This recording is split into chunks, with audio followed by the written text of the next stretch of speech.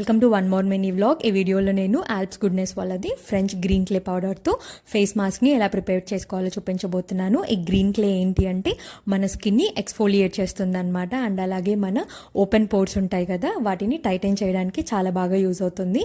So దీంతో face mask ఎలా prepare చేసుకోవాలి అంటే, సో ఫస్ట్ మనం 2 to 3 టేబుల్ స్పూన్స్ పౌడర్ని తీసుకోవాలి.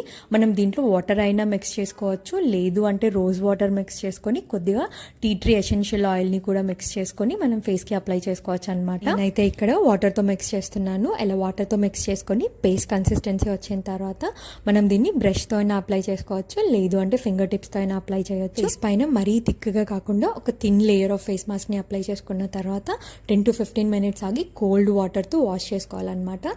స్కిన్ చాలా బాగా బ్రైటన్ అవుతుంది. అండ్ ఓపెన్ పోర్స్ ఉన్న వాళ్ళకైతే ఇది ది బెస్ట్ అనమాట. మీరు కూడా ఒకసారి ట్రై చేయండి. That's it. See you again in the next video. Forget to subscribe my channel.